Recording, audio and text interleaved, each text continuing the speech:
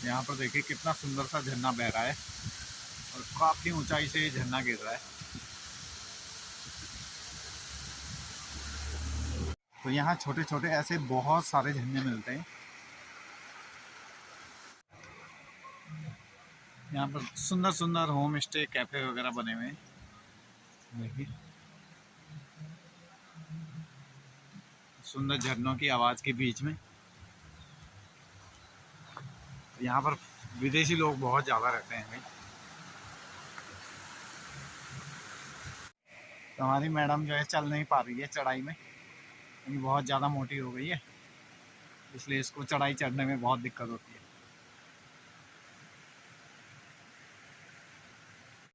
तो बाहरी लोगों को रुकने के लिए यहाँ पर देखिए कितनी हट बनी हुई है।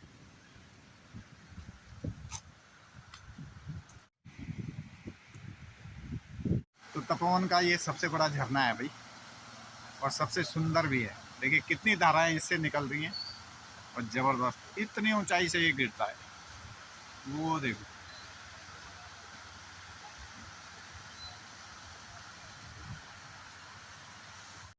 सुंदरता से भरपूर यहाँ के सुंदर नज़ारे आपको रोमांचित कर देते हैं। अगर इन सुंदर हसीन वादियों में आप हैं,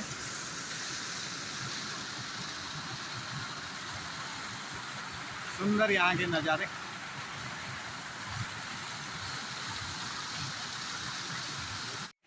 तो भाई देखिए जब हम पैदल जाते हैं ना तो हल्की हल्की चढ़ाई पड़ती है, लेकिन अगर आपको घूमने का मज़ा लेना है तो पैदल ही जाना चाहिए। पैदल आपको रोड पे चलते हुए सुंदर झरने, सुंदर पहाड़, झरनों की आवाज़ ये आपको अच्छी खासी सुनाई देती है। और सर्दियों में तो पैदल चलने का ही मज़ा है। तो तपोवन से रोड के किनारे किनारे जितने ही ऊपर आप जाते रहेंगे उतने ही सुंदर सुंदर झरने आपको देखने के लिए मिलते रहेंगे।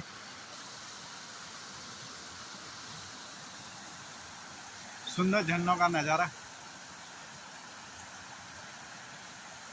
आज देखिए नए साल में हम मैडम के साथ घूमने चले हैं और मैडम हमारी ऐसी है कि चल ही नहीं पा रही है। तो ये है तपोवन का सीक्रेट वाटरफॉल, और यहाँ पर खूब ज़्यादा जंगली खजूर के पेड़ हैं और सुंदर सा वाटरफॉल यहाँ पर है। तो बहुत ज़्यादा लोग यहाँ पर घूमने के लिए आते हैं। तो देखिए कितने पर्यटक आ रहे हैं घूमने के लिए, और ये भी सुबह सुबह पहुँच गए हैं घूमने के लिए। यहाँ पर काफ़ी बड़ा वाटरफॉल है, ये भी बहुत ऊंचाई से गिरता है ये भी।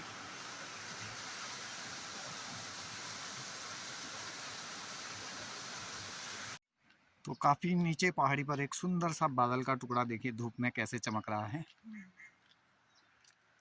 काफ़ी दूर सामने पहाड़ियों के बीच से एक झरना निकलता हुआ और दिखाई दिया। तो देखिए कितना सुंदर दिख रहा है पहाड़ियों के बीच का ये दृश्य। काफ़ी ज़्यादा पानी है, तो यहाँ पर पानी को क्रॉस करके निकलना पड़ेगा हमको। और पानी भी एकदम क्लीन नेचुरल मिनरल वाटर। तो देखिए कितना घना जंगल है और यहाँ भी लोगों ने अपने घर बनाए हुए हैं। यहाँ भी अच्छे ढंग से खेती बाड़ी हो रही है और गाय भैंस बकरी इनका पालन हो रहा है। तो देखिए और गाड़ी कहाँ पहुँच गई है, देखिए इतनी डेंजरस रोड है ना यहाँ की, और गाड़ियाँ यहाँ पहुँच गई। तो बुढ़िया ने उठा लिया है डंडा और डंडा टेक टेक के अब चल रही है। मेन रोड से अब रास्ता हट गया है और मेन रोड से थोड़ा ऊपर की ओर ये पगडंडी है। तो पगडंडी से होते हुए अब हम निकलेंगे महादेव का जो मंदिर है उसके लिए। तो चारों तरफ घना जंगल है, जंगल से होते हुए ये छोटी सी पगडंडी है। तो अगर आप अकेले हैं तो आपको डर लगेगा, तो साथ में 2-4 आदमी ज़रूर होने चाहिए। तो देख सकते हैं आपकी चढ़ाई यहाँ पर कितनी होगी, इनकी हालत से पता चलता है। तो जितनी आगे आप चलते रहेंगे उतना ही ज़्यादा आपको घना जंगल मिलता रहेगा, और जंगल की जो झाड़ियाँ हैं वो हमसे बड़ी हैं। देखिए तो काफ़ी दूर ये लोग छूट गए हैं, क्योंकि जितना आप पगडंडी से ऊपर चलते रहेंगे उतनी ही चढ़ाई बढ़ती रहेगी।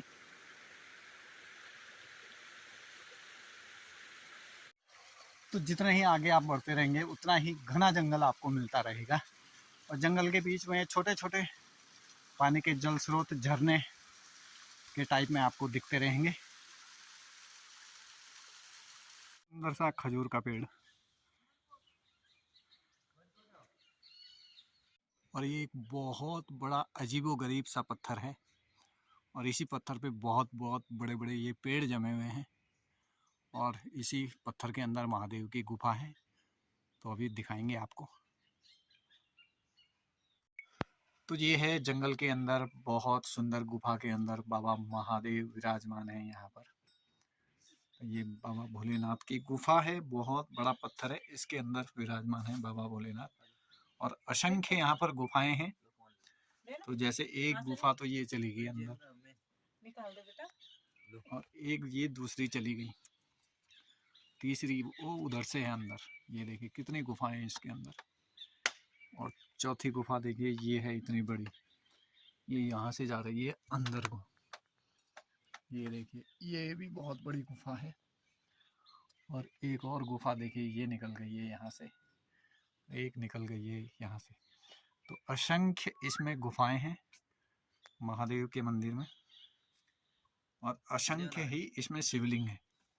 ये देखिए कितने शिवलिंग है, कोई इनकी गणना नहीं है, ना ही कोई इनकी गिनती कर सकता है। असंख्य शिवलिंग है। वो देखिए शेषनाग का कितना बड़ा फन है ऊपर से, और ये शिवलिंगों की संख्या देखिए, काउंट ही नहीं कर पाएंगे कितनी ज़्यादा है। ये देखिए शिवलिंग ही शिवलिंग चारों तरफ नज़र आ रहे हैं, सब पत्थर से नीचे की तरफ आ रहे हैं ऐसे लग रहा है, और उधर उधर तो छोटे छोटे बहुत ही ज़्यादा हैं, असंख्य। और इसके नीचे देखिए कितने ज़्यादा हैं, बाप रे। तो महादेव की लीला अपरंपार। बाबा भोलेनाथ बिल्कुल एकांत सुनसान जंगल में विराजमान है यहाँ पर। ये देखिए कितने सारे शिवलिंग हैं, बाप रे बाप, छोटे छोटे असंख्य हैं, असंख्य। ये देखिए ये है महादेव की लीला अपरंपार, और बाबा भोलेनाथ सदा कृपा बनाए रखना, और हर साल हमें बुलाते रहना। और सबसे बड़ी गुफा ये है, यहाँ से अंदर ऐसे करके निकल रही है ये बाबा भोलेनाथ का बैठने का स्थान है। पत्थर के पीछे बिल्कुल ये प्लेन सी जगह है, जैसे यहाँ पर बैठ के आप तपस्या कर सकते हैं। और ये महादेव का यहाँ पर डमरू त्रिशूल सब यहाँ पर विराजमान है।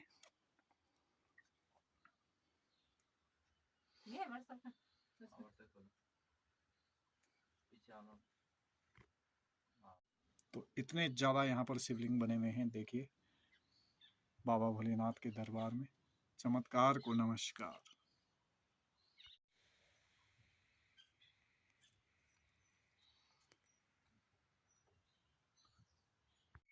तो बाहर से देखिए ये पत्थर ऐसे दिखाई देता है, इस पर बहुत बड़े बड़े पेड़ बने हुए हैं, और पूरा घास, बड़े बड़े पेड़, और असंख्य बेल इस पर लगी हुई हैं।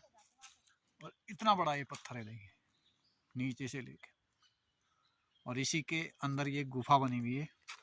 यहाँ से अंदर जाके ये गुफा बनी हुई है, देखिए ये गुफा है, और यहाँ से बाबा भोलेनाथ के दर्शन होते हैं। ये देखिए, और बड़ी बड़ी बहुत सारी इन पे गुफाएं, गुफा ये है। तो भाई मैं यहाँ दर्शन करने दूसरी बार आया हूँ। पिछले साल मैं ठीक इसी मौसम पे आया था, सर्दी का टाइम था, उस बार मैं यहाँ पर आया था दर्शन करने के लिए पहली बार, और आज फिर नए साल में दूसरी बार मैं यहाँ पर दर्शन करने के लिए आया हूँ।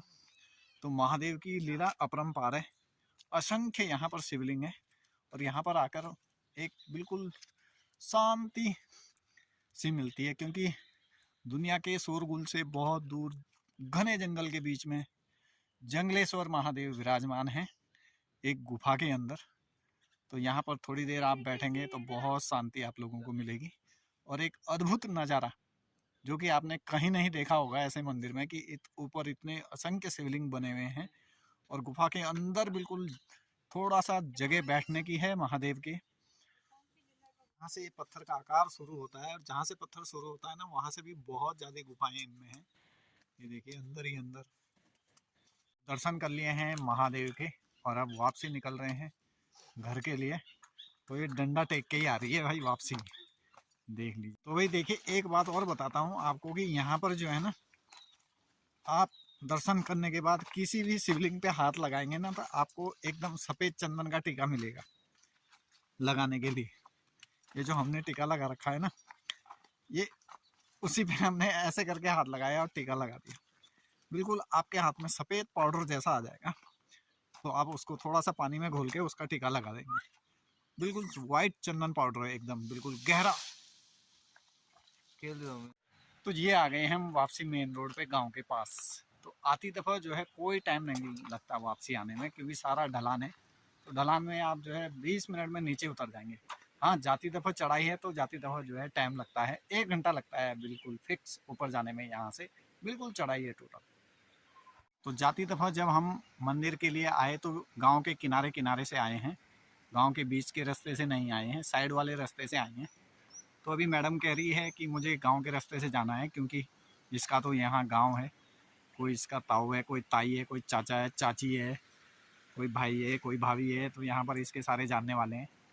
तो देखते हैं अभी ये क्या करती है, जाती है या नहीं जाती है। यहाँ पर है भाई खतरनाक सा पुल, इस पुल को क्रॉस करके निकलते हैं। यहाँ पर जो है पानी इतना ज़्यादा है कि खेती इतनी ज़बरदस्त है, राई मटर आलू पूरा लगा रखा है खेतों में। कितनी ज़बरदस्त मटर हो रही है, ये देखिए। और ये ज़बरदस्त आलू और प्याज वगैरह सब लगे हुए हैं। ये तो भाई हमारी मैडम तो अभी वहीं रह गई है और हम आ गए हैं नीचे। तो भाई देखिए ये जो महादेव का मंदिर है ना, घने जंगलों के बीच में है, बिल्कुल सुनसान इलाका है।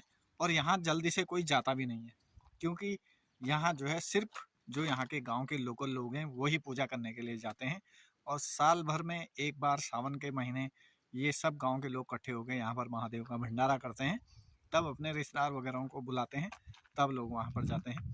तो मेरे को भी वहाँ का पता नहीं था, मैं भी ऐसे ही गया था।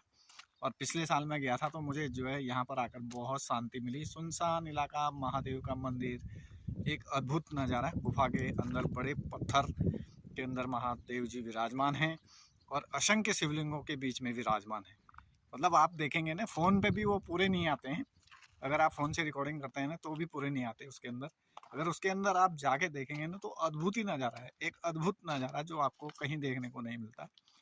तो बाहर के लोगों को, वहाँ गांव के लोग बताते नहीं हैं कि मंदिर कहाँ है। और सुनसान इलाका होने के कारण जंगल के अंदर कोई जल्दी से जाता भी नहीं है। हम लोग तो खैर चले गए क्योंकि हमें पता था। और या फिर विदेशी पर्यटक वहाँ पर ज़्यादा जाता है, क्योंकि विदेशियों को पता नहीं कहाँ से पता चलता है। तो चलिए, बाबा भोलेनाथ का आशीर्वाद आप पर और हम पर भी बना रहे। नए साल में एक अद्भुत नज़ारे के साथ महादेव जी के दर्शन करिए, महादेव का आशीर्वाद लीजिए। वीडियो को लाइक कीजिए, सब्सक्राइब कीजिए और हम मिलते हैं आपसे अगले व्लॉग में। तब तक के लिए आप सभी लोगों का धन्यवाद।